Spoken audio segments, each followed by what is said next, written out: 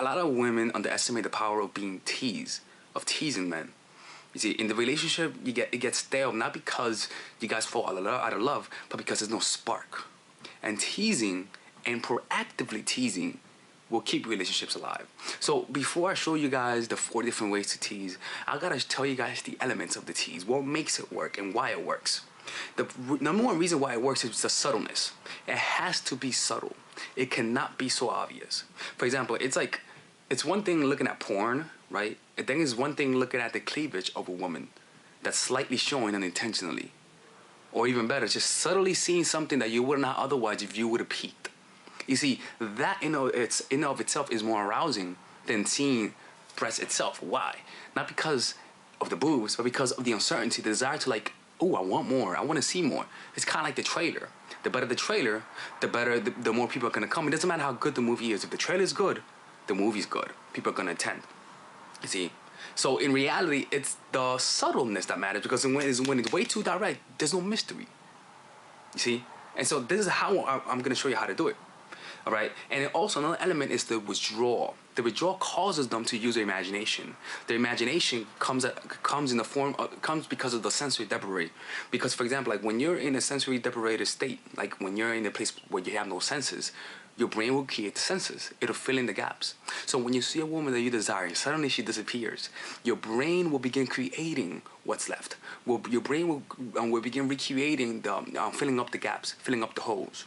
You see, and so that part, the withdrawal part, on top of the tease and subtleness, is what makes guys go think of you, imagine. But you only need to do that by creating space. Okay, you see, that's the element that people forget. Another thing is you have to do it from a place where you're entertaining yourself. The guy has to realize that this bitch is fucking with me. You know, like saying, yo, you really are messing with me. Like, make him think, is she trying to tease me or what? That thought of, what the hell is she doing? Is she teasing me? That means you're already in his head. You see, and that's what you want to do. Again, another part is the uncertainty. Don't let the guy know what may happen, whether you'll have sex with him or not. The feeling of not knowing is the tease. It fills up the imagination. You see, and another element of the tease, I'm going to show you 2 more, is leaving on a high note. Leaving at the point where he wants to consume everything and stopping and saying, oh, sorry, I gotta go right now. And just running away. And looking at him almost as though, I know I got you. And it has to be a game. And yeah, he's gonna be frustrated, but happy at the same time. See what I'm saying? Now, the last thing is the anticipation. You see, and I quote, the power of food comes not only from its taste, but from the anticipation. The anticipation is based on prior experience, learning, and memory. Something's going to set off that anticipation. Those are thoughts of wanting. You see, that's why you got to give that space. And the only way for you to want something is to experience something at a low level. Now, and I continue quoting, this is from a book, I forgot what book it was. People who have a hard time controlling their eating, their brain circuits remain elevated and activated until all the food is gone. The next time you get cued, you do it again. It's similar to like the temptation and the teasing. Every time you engage in this cycle, you strengthen the neural circuits. The anticipation gets strengthened. It's in part because of ambivalence. Do you ever have an internal dialogue? Boy, that would taste real great. No, I shouldn't have it. I really want that, but I shouldn't. That sort of ambivalence increases the reward value of the food. It increases the anxiety, it increases the arousal. It keeps it in working memory. We're wired to focus on the most salient stimuli in our environment. For some people, it could be alcohol or illegal drugs or nicotine or sex. For many of us, it's food. And in your occasion, it's you. So you're going to be dangling his desire in front of him. See, now you understand the fundamentals. Okay? And then now I'm going to show you a warning on teasing and then the 4 ways to do it. Okay? Now, don't use teasing as a punishment to control him. Use it for fun and excitement. Only for that. Not to pursue something or get something out of it. Because if you could begin to do that, then men are going to begin to see your teasing as a way for them to be manipulated. And nobody likes to feel manipulated. Nobody. And once they feel manipulated, guess what? They begin to resist your temptations. It's only you lost the allure. Alright? So don't use it to like, yo, fuck you, man.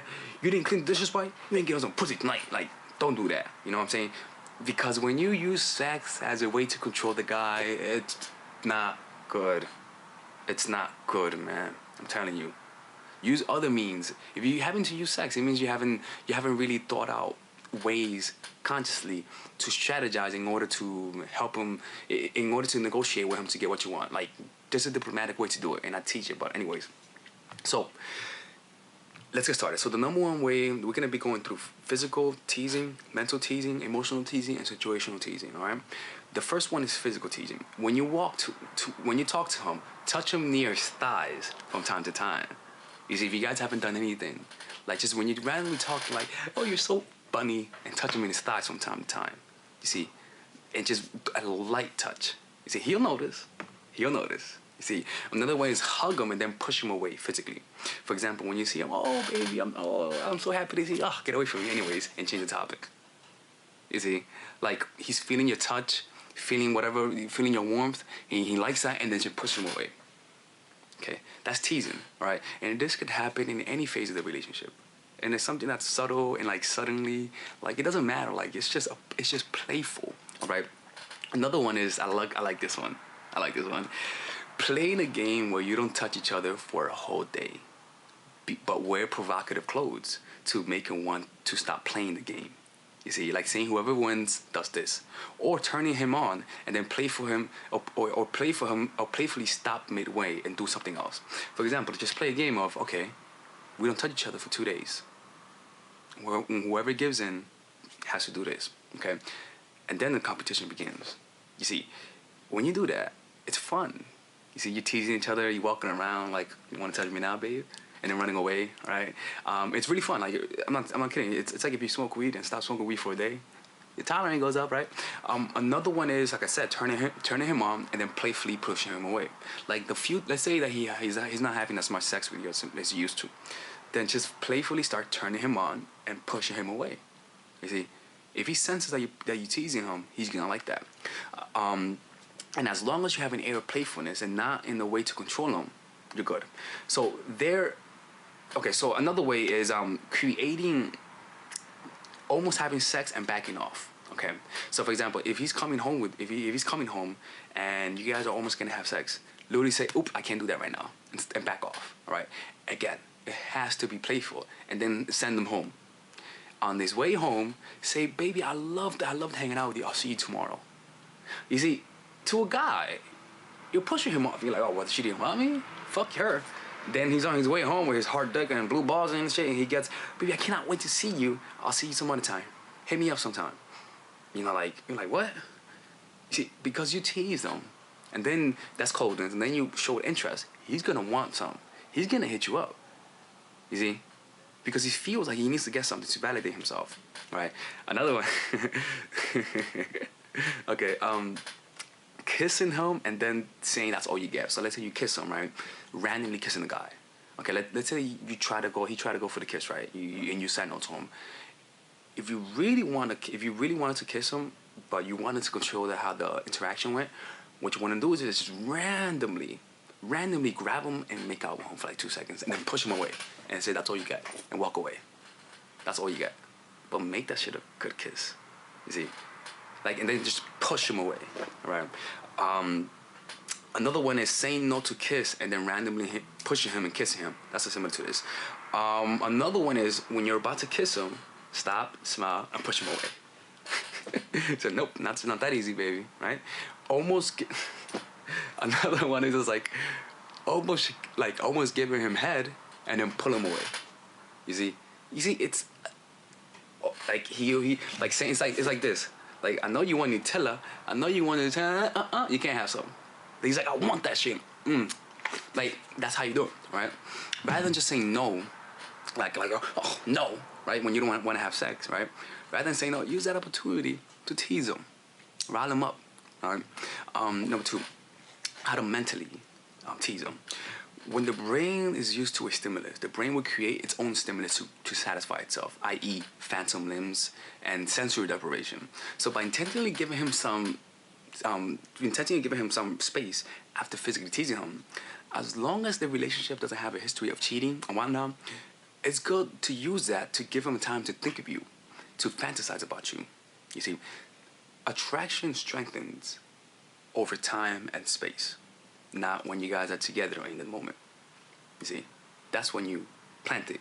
It doesn't strengthen in that moment. Okay, so That's why the brain will exaggerate reality, will exaggerate how you look, will exaggerate the pleasures that you're gonna give him. All right, like when he thinks of you and you tease them, right? In his heart, he's gonna think that you give like the most mind-blowing, sloppiest blowjobs of all time. I mean, he's gonna think of you like he's thinking of Gianna Michaels, right? And so you want him to do that because he's like, oh my god, I want her, right? And when your guy's emotional and physically aroused, he's easy to manipulate it. He's easy to do whatever the fuck you want because now you know what he wants, right? And that's why to mentally tease a guy, the best way to do it is to have a long distance relationships, or even intentionally create the distance, right? By saying that you can't see him for a week or two, and then intensely seeing him for a short time, like a couple days straight, and then stopping it all. And during that moment of him being away from you, you tease him.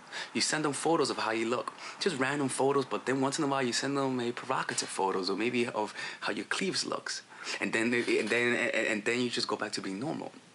You see, it's the space, the arousal, giving him what he wants, and the space that creates that mental arousal. All right. Another one is, for example, like a girl used to do this a lot. Like she used to say, like, "Oh, I'm about to go take a steamy shower," and tell me, "I'll call you back later." And then I'm like, "Oh fuck, how does that look like?" You know, I just imagine her like, boom, wow, what the going down, you know what I'm saying, like that, right? So that's how you emotionally tease them. You mentally tease them through creating that imagination. All right, but the only way for you to do this is to give them the pleasure, a little taste, and some space. All right. Number three, emotional. The tease is creating a slight bit of fear in his heart. Make him fear that you might withdraw. You see, once you withdraw once, he's gonna fear that you might withdraw again. All right. He cannot know that you'll never leave him because once you have that, the temptation is done. You see, people want what they can. People want what they can't have. Once they know they have you, they don't want you as much. And to the next person who gives them a temptation will come. So make him fear that you might withdraw. Make it subtle because fear that infiltrates every person's heart is the subtlest, like the fear of death. Every person has it. All right.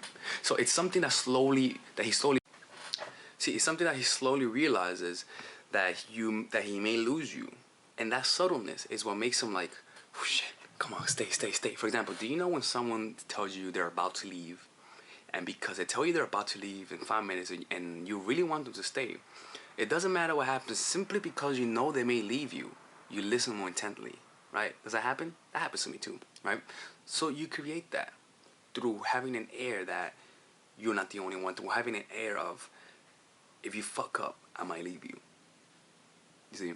So this is how it's done.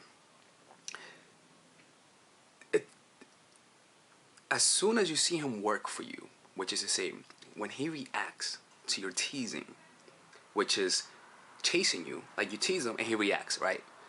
You gotta reward that, all right? As soon as you see that, reward it with more attention, with more affection, or even giving him some of what he wants. You see? For example, let's just say that the way you do this is to actually give him sex, right? What you want to do then is, once he wants sex, let's say you have sex. After the second time, when he wants to have sex again, like in that same night, let's just say the same night, you stop there. Okay, you see? You stop right there. You leave him on a high note. All right, that's the way to do it. Another one is, again, you emotionally tease him through withdrawing of what he wants, physically or emotionally, right? So by doing that, this is how you do it, right? Fear is the same as emotion. You see, fear is the same emotion as excitement. All right. So giving him slight feeling that you might leave him while rewarding the living shit out of him with attention and affection. When he chases after you, he was gonna become addicted to you. All right. So a way that you can do this is when you're talking to a guy or you're on a date with him, just tell him you only have like 30 minutes to hang out with him. Okay, 30 or 15 minutes. It doesn't matter. But if you give him a time constraint, like, I'm only gonna be in the city for 1 week, I'm only gonna be in here for a couple hours, the time constraint makes them value your attention more. You see? Another way is, say that you're going, and then, like, another way is like going to a dancing class, right? Again, it's the emotional teasing, the fear that you might leave him. So if you're in a relationship and you want to tease him, right? Go to dance class. Dance classes, people touch each other. You have to rotate partners and dance. He's gonna see you doing that.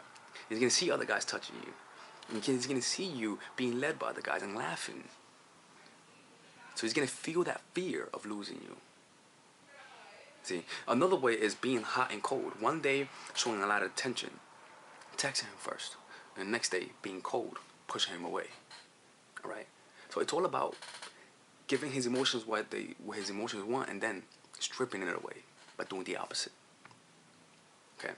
The fourth one, I'm actually gonna show you 5 ways. The fourth one, verbal teasing. Oh, this one's so fucked up. For example, like slight moans. Like let's say that you're talking to the guy, right, and you gotta pick up something. All you gotta do is like, let's say you gotta pick something up. You're like, I gotta get that. Like you gotta get that. Or let's say I'm so tired, and it's just like that, right?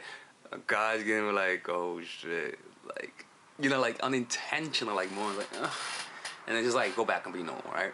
He's gonna like, whoa, what the fuck? Every guy, there was an accident. Every guy, whenever there's a moan, looks. It's kind of like when you're walking around. Let's say you hear a little bit of sound of porn. Porn has to be the loudest, quietest sound in the world. I swear to God. Like you be, and like everyone can hear that shit. I'll change the topic, right? Another one is like the maybe. Like, hey, can I come over to see you tomorrow? Oh, sure, maybe. The maybe, like the uncertainty. Remember, uncertainty. You see, the most seductive language is the most vague language, the subtle language. Maybe we can hang out, not rather maybe we're going to hang out. Maybe we're going to have sex rather than we're going to have sex. Which one is more exciting? The maybe one. You see? It's the maybe one. Another one is talking about sex in general. Like just talking about sex. Talking about what you like about sex and what sort of stuff. And then disqualifying him. Like saying I don't know, like saying if he's tall and muscular, saying I love guys who are slim, right? Because they tend to really know what a woman wants, all right? And so this challenges him. This says, what the fuck, like I'm not good enough for you. You know what I'm saying? And on top of that, you're also talking about sex, all right? Another one is talk about what you love to do to guys. Talk about what you really like about sex. You see, and again, this may not be part of your character, and depends on your religion, but generally speaking, talking about sex makes the guy think of you. You see, if he touches you, to tease a guy, just say like, guys do this often. Like if he touches you, just be like, oh, don't touch your merchandise. Like, don't touch your merchandise. This shit for free. And just kidding around. I'm just kidding. Like just kidding around. Like, another one is insinuating sex, insinuating like words of sex. For example, there was this one girl who told me that she had sex with one of her teachers, right? And she said that she knew that she started teasing the guy by talking about sex indirectly. For example, she gave him her report. It was a paper, and she was like, can I email you the report? And he was like, no, I need the hard copy. She was like, so I need to give you the hard copy? He's like, yes, you need to give me the hard copy. And like they ended up having sex, but like then she went to his office and she was like, man, that paper was very hard.